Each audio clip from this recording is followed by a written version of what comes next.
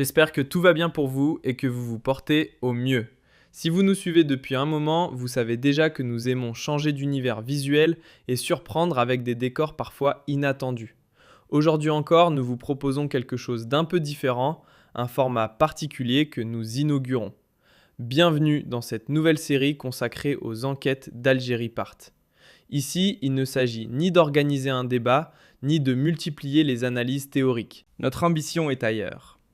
Pour chaque contenu que nous produisons, nous cherchons à inventer une mise en scène et une manière de raconter adaptée au sujet.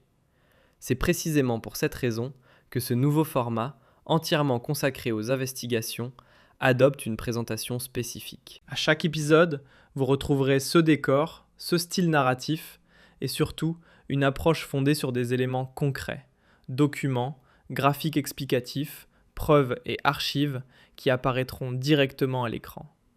Notre intention est simple, renouer avec ce qui a fait la réputation d'Algérie Part depuis ses débuts, le journalisme d'enquête.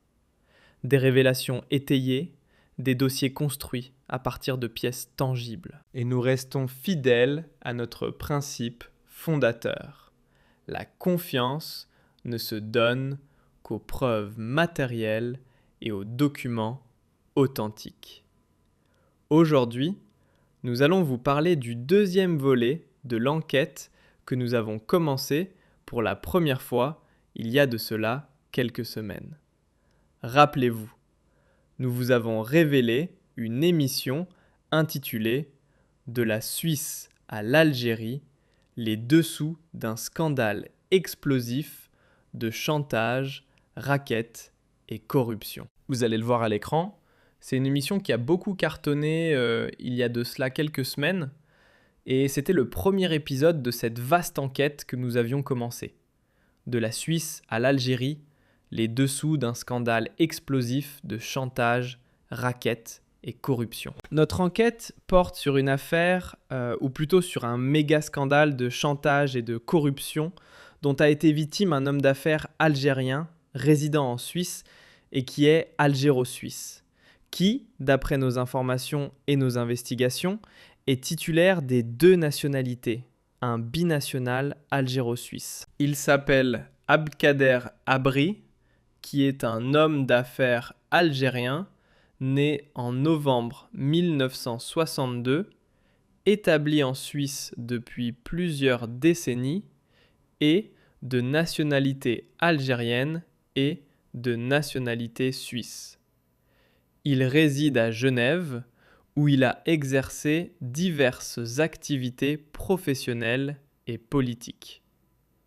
Abdelkader Abri, on l'a rappelé lors de la première émission, vous le voyez à l'écran, c'est lui-même, le voilà. Il a occupé le poste de directeur de la société suisse Investrade Ltd, une entreprise enregistrée au Royaume-Uni, mais opérant depuis la Suisse, spécialisée dans le commerce de marchandises diverses. Fondée en 2014, elle a été dissoute par la suite. Ses activités commerciales incluent des intérêts dans le secteur du vin, avec des liens mentionnés avec quelques enseignes très luxueuses en Suisse. Plusieurs sources ont même fait état de ses coffres en Suisse et de ses investissements, sans détails précis. Il était aussi derrière les entreprises Swiss Invest and Trade, ainsi que Imocap SA depuis 2010, avec des actifs financiers de plus de 1 milliard d'euros. Donc ces sociétés gèrent des actifs financiers de plus de 1 milliard d'euros. C'est-à-dire qu'il était à la tête d'un empire, un véritable empire. Alors, il dirigeait aussi une autre société qui était basée à Dubaï, qui s'appelle Beja Invest, depuis 2008, et qui est basée à Dubaï et qui compte aussi d'autres importants actifs financiers. Selon nos investigations, cet homme d'affaires a fait l'objet d'un chantage présumé de la part de plusieurs hauts responsables du régime algérien. Et nous allons aujourd'hui vous montrer les documents que nous avons pu obtenir au cours de nos investigations. En réalité, nous avons obtenu non seulement des documents, mais aussi des matériaux. Par exemple, les documents que vous allez voir en train de circuler prouvent que M. Abdkader Abri, pour financer un projet important en Algérie depuis 2013, a déposé des obligations auprès de la Banque nationale d'Algérie à hauteur de 520 millions d'euros, et plus exactement en francs suisses à hauteur de 500 millions de francs suisses. Des obligations, ce ne sont pas des actions, ce sont des titres de créance avec lesquels il pouvait donc financer un projet important en Algérie. Les aspects techniques du projet, nous allons les étudier, nous allons les expliquer dans plusieurs de nos émissions. Ça, c'est le projet de la nouvelle ville intelligente qu'il voulait faire en 2013. Et c'est un projet futuriste qui malheureusement a été saboté. Alors, de quoi s'agit-il ? Nous allons parler maintenant du fond du dossier.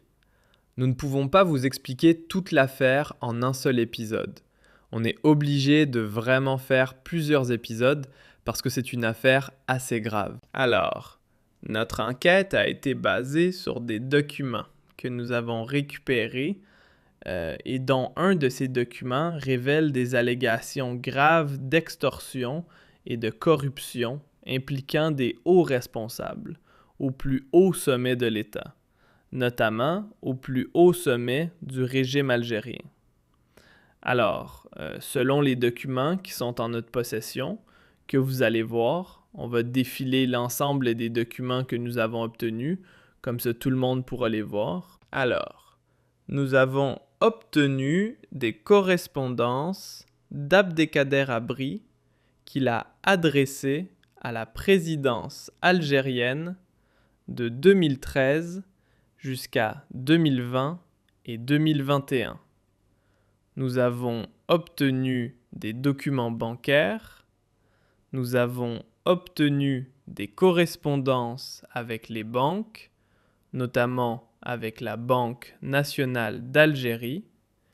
Nous avons obtenu les copies du projet qu'Abdkader Abri voulait réaliser en Algérie, cette fameuse nouvelle ville intelligente. Et ce que nous n'allons pas vous montrer aujourd'hui, parce que nous sommes en train d'expertiser tous les matériaux que nous avons récupérés, inclut des enregistrements vocaux et des échanges avec des intermédiaires qui ont été dépêchés par des hauts responsables du régime de Tebboune, dont nous allons citer les noms tout à l'heure, pour approcher Abdkader Abri et lui exiger un méga pot de vin de plusieurs dizaines de millions d'euros. Je pèse bien mes mots.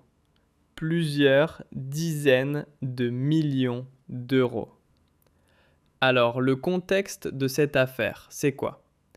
Abdkader Abri est un homme d'affaires algérien installé en Suisse, algéro-suisse, qui possède plusieurs entreprises que nous avons citées tout à l'heure dans le domaine du vin, des investissements, en clair, dans la gestion des actifs financiers. Il gère les actifs financiers, les patrimoines de personnes très riches et de personnes qui sont fortunées, qui ont de l'argent. Il confie à des personnes, c'est comme un banquier, mais ce n'est pas un vrai banquier qui parle au grand public. Abdkader Abri, c'est un gestionnaire d'actifs financiers pour les personnes fortunées. Alors, Abdkader Abri est un investisseur de poids lourd à l'époque, en 2013, quand il s'est présenté, quand il a voulu revenir en Algérie. En 2013, donc, il introduit une valeur de 500 millions de francs suisses, environ 520 millions d'euros, en Algérie. Des obligations pour financer le projet d'une ville intelligente, Smart City, entièrement sur fonds propres. Il n'a rien demandé à l'État algérien. Il n'a pas demandé aux autres banques algériennes. Il a ramené de l'argent depuis l'étranger, son argent à lui et l'argent de ses clients à l'étranger, de ses bailleurs de fonds, de ses propres clients. Ces fonds, ils ont été déposés au niveau de la Banque nationale d'Algérie. La Banque nationale d'Algérie. Nous avons tout à l'heure montré un document qui va revenir. Le voilà. Donc il a déposé ses obligations au niveau de la Banque nationale d'Algérie, comme le montre ce document, via la Banque centrale, après avoir obtenu une autorisation de la Banque d'Algérie. Le projet a été présenté au gouvernement algérien en 2013. Vous l'avez vu, le projet était là. Nous avons obtenu la maquette. C'est une infrastructure high-tech d'une nouvelle ville. Il s'agit d'une nouvelle ville qui doit compter des complexes financiers, des complexes des centres d'affaires, des centres commerciaux, des bureaux pour les entreprises, des lieux, des centres culturels, des lieux de détente et de divertissement. Il s'agissait tout simplement de s'inspirer de ce que faisaient Dubaï, Doha ou Abu Dhabi, ou d'autres grandes villes comme Singapour, etc. pour construire une véritable ville, une nouvelle ville intelligente, avec des immeubles, etc., avec des routes et des infrastructures de transport, de loisirs, d'affaires et de culture. C'est une ville qui avait pour objectif, si on veut dire, de réconcilier le travail avec le loisir et la culture, ou de proposer à plusieurs milliers de personnes par jour un lieu de travail, mais aussi de divertissement, de culture et de commerce. Voilà, c'est donc une nouvelle ville qui aurait pu s'implanter à Sidi Abdallah, puisque, à l'époque, le gouvernement algérien voulait construire une nouvelle ville à Sidi Abdallah. Donc il a présenté le projet au gouvernement. Malheureusement, les ennuis ont commencé très rapidement, puisque dès qu'il a voulu demander les autorisations pour lancer le projet, les autorisations préliminaires, il a été victime de ce que lui a appelé comme un chantage ou une extorsion. De quoi s'agit-il ? Alors il a vu ses obligations dès qu'il a refusé. En réalité, entre 2013, 2014 et jusqu'à 2015, dès qu'il a refusé de verser des pots de vin à des hauts responsables importants du régime de Bouteflika, le régime précédent, qu'est-ce qui s'est passé ? Eh bien, la justice algérienne, même pas la justice, le gouvernement, le pouvoir algérien, sans ordre judiciaire, seulement par téléphone, a fait saisir les obligations d'Abdgader Abri. Une pratique qui a été dénoncée par lui-même et dont le résultat a été des préjudices matériels énormes. Le projet n'a pas pu avoir lieu, il n'a pas pu être lancé, puisque les financements qui avaient été accordés à ce projet ont été gelés. Quel était le crime d'Abdgader Abri ? Il a simplement voulu servir son pays. Il a refusé de donner des pots de vin. Il a refusé de verser de l'argent de donner des enveloppes à des hauts responsables. On a monté contre lui des affaires judiciaires. Donc, un mandat d'arrêt international a été lancé contre lui. Il a été condamné une première fois par contumace et il s'est retrouvé dans l'obligation de ne plus retourner en Algérie. La justice suisse a été saisie. On a des documents là-dessus que nous allons vous montrer tout à l'heure. Par la suite, le régime de Bouteflika, en 2019, va tomber, va trébucher, puis il va s'effondrer. Il va trébucher au départ, ensuite il va s'effondrer et il y aura le régime de Tebboune. Dès que le régime de Tebboune a été mis en place ou a commencé à voir le jour, à émerger, à tisser ses tentacules à travers le pays, Abdkader Habri a eu un espoir. Il a eu un espoir. Il a adressé des correspondances. Vous allez voir les correspondances tout à l'heure. Nous les avons montrées. Voilà, il a commencé à adresser des correspondances à Abdelmadjid Tebboune, au président de la République, pour dire « Voilà, donc bienvenue au pouvoir, monsieur Tebboune, vous incarnez le changement, vous nous dites qu'il y a du changement, vous nous dites qu'il y a même un document français que nous allons vous montrer, il va relancer les contacts avec le régime algérien. » Il pensait que le régime de Bouteflika était le régime corrompu. Et lui pensait qu'il avait un problème uniquement avec les hauts responsables du régime de Bouteflika. Donc, il pensait qu'avec Abdelmadjid Tebboune et son nouveau régime, il allait enfin se réconcilier avec l'Algérie, que son projet allait être débloqué et qu'il allait pouvoir enfin réaliser son rêve de créer une ville intelligente en Algérie. Donc il fait des lettres en arabe, en français, il expose son cas, il donne des preuves, il donne des démonstrations, voilà, il fait des propositions concrètes, il demande que sa situation soit régularisée et que les poursuites judiciaires qui ont été injustement enclenchées à son encontre soient abandonnées.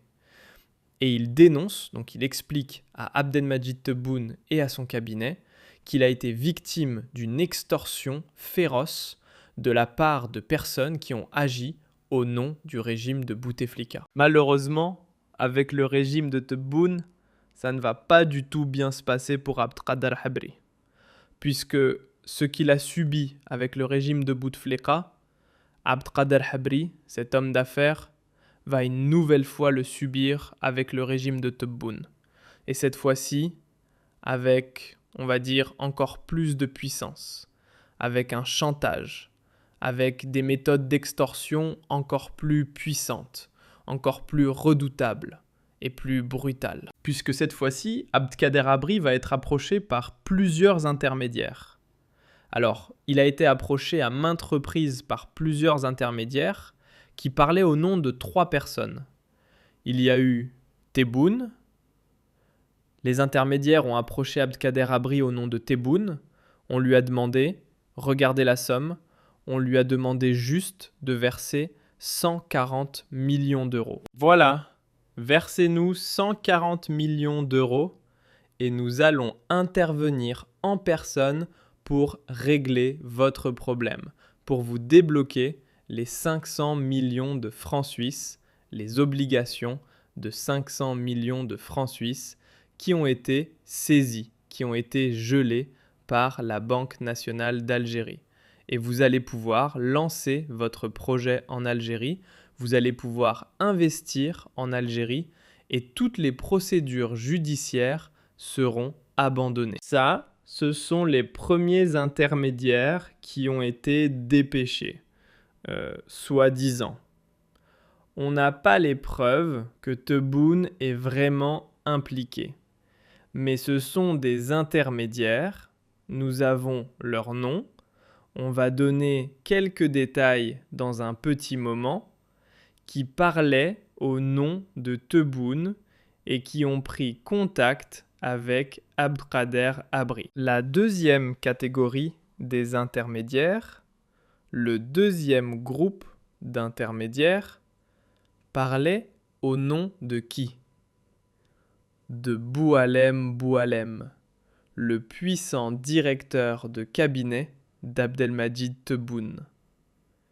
Ces intermédiaires ont demandé à Abdelkader Habri de préparer ou de verser ou d'accepter de verser un pot de vin de 120 millions d'euros. Voilà, donc voilà. Il demande moins d'argent que Tebboune, selon ses intermédiaires, selon les dires de ses intermédiaires. Donc 120 millions d'euros en échange de la fin du cauchemar que vit cet homme d'affaires algéro-suisse en Algérie depuis 2013. Par la suite, il y avait d'autres intermédiaires qui sont intervenus. Pour parler au nom de qui? Au nom de Kamel Sidi Saïd, le puissant patron de la Direction générale de la communication du palais présidentiel de El Mouradia. Alors, ces intermédiaires, c'est qui? Selon nos informations, selon les informations que nous avons pu confirmer au cours de nos investigations, appuyées par les matériaux que nous avons récupérés, nous avons récupéré quoi comme matériaux? Des photos et des messages vocaux. Des messages vocaux et des extraits de communication qu'il y a eu, des communications entre Abdelkader Habri et ses hauts responsables du régime de Tebboune. Bien sûr, nous sommes respectueux de l'éthique. Nous n'allons pas diffuser ces enregistrements vocaux tant que nous n'avons pas approché ces intermédiaires pour leur demander leur version des faits, pour leur demander des explications, pour leur donner la parole. Parce que nous, contrairement au régime, aux lobbies médiatiques ou aux entités médiatiques affiliées au régime de Bouteflika, nous ne sommes pas des voyous. Nous n'allons pas faire d'atteinte à l'intégrité morale, d'atteinte à l'honneur ou à la considération, ni de diffamation ou de calomnie gratuitement. Nous allons faire une enquête sérieuse. Alors, les personnes que nous allons approcher, nous citons leur nom dès maintenant, parce que, comme ça, ils ne diront pas que nous ne l'avons pas annoncé au public. Nous allons les appeler et nous leur demandons même de se manifester, de nous contacter, parce que nous sommes en train de chercher leurs coordonnées. Il s'agit de Nassar Orang, qui se présentait comme le beau-frère d'Abdelkader Ben Salah, l'ancien président du Conseil de la Nation, qui a été envoyé visiblement par le fils d'Abdelmadjid Tebboune afin de négocier avec Abdelkader Habri le versement d'une commission importante afin de régler le problème d'Abdelkader Habri, pas le problème, mais de régler, de régulariser, d'assainir la situation judiciaire et les affaires d'Abdelkader Habri en Algérie. Vous avez un certain shérif qui habite à Paris. Nous avons aussi obtenu son numéro, nous allons le contacter, qui est basé à Paris, en France, et qui parlait au nom de Kamel Sidi Saïd. Vous avez un certain Sid Ahmed, qui est l'intermédiaire, qui parlait au nom de Boualem Boualem, et qui, lui, a promis à Abdelkader Habri de vider le mandat international qui a été lancé contre lui par le régime de Tebboune. Et il l'a contacté par téléphone crypté pour négocier avec lui aussi le versement d'un pot de vin important de plus de 100 millions d'euros. D'autres intermédiaires, il y en a un autre qui s'appelle Awamar Abdekader, qui a proposé à Abdekader Abri d'organiser une rencontre pour trouver un accord satisfaisant pour toutes les parties.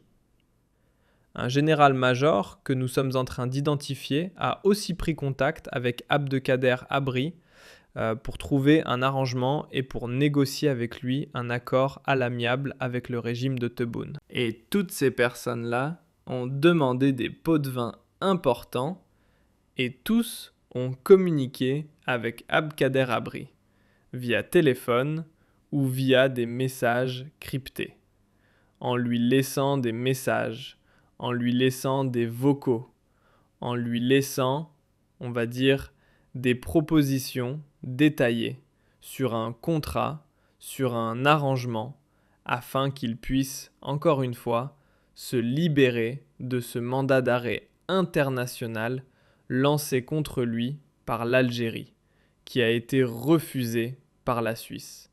On en parlera dans un autre épisode.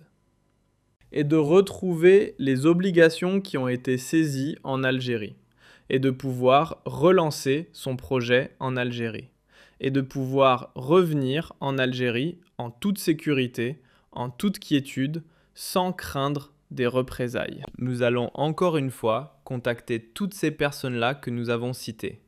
Et nous les citons aujourd'hui pour une raison très simple. C'est que nous voulons être transparents. Nous voulons être dans le journalisme d'investigation. Nous voulons donner la parole à tout le monde.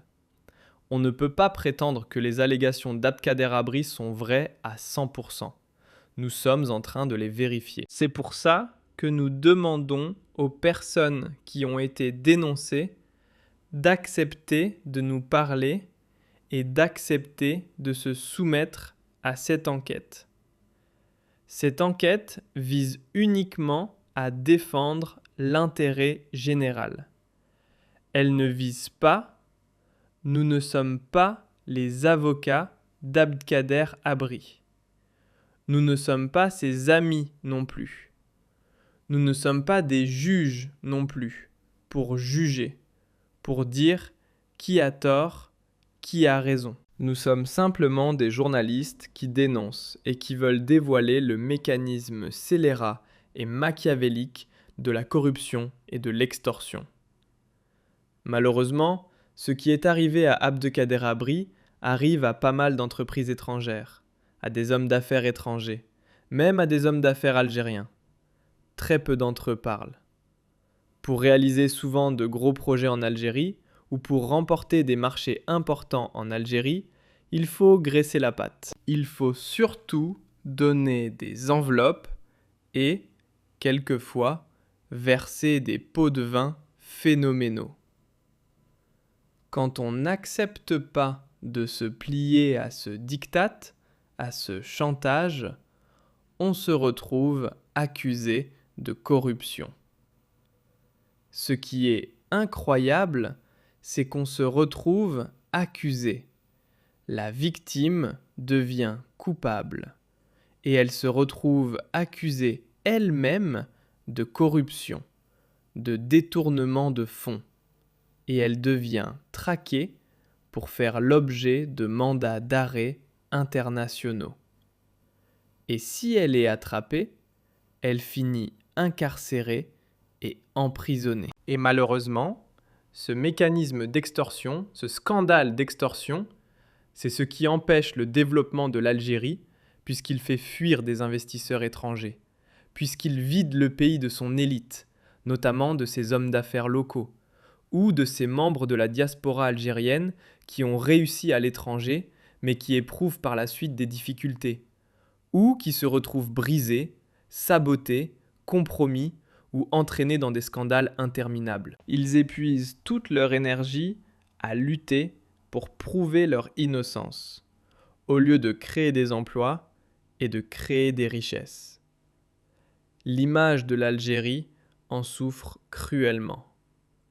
Les institutions de l'État sont gangrénées par la corruption et noyautées par des réseaux mafieux qui profitent de la situation, qui identifient les personnes riches et qui leur courent après par la suite pour les dénuder, pour les racketter. Et c'est comme ça que les responsables politiques et militaires s'enrichissent, accumulent des patrimoines à l'étranger en se nourrissant de cette corruption. Et cette corruption, je le dis et je le répète, tous nos compatriotes le savent, elle plombe le développement du pays. C'était donc le deuxième épisode de l'affaire Abdelkader Habri, du scandale Habri que nous avons intitulé « Scandale d'extorsion en Algérie », des documents pointent du doigt des hauts cadres de l'État ou des hauts cadres du régime algérien pour des pratiques de chantage contre un homme d'affaires algéro-suisse. Le troisième volet sera pour bientôt, dans les prochains jours.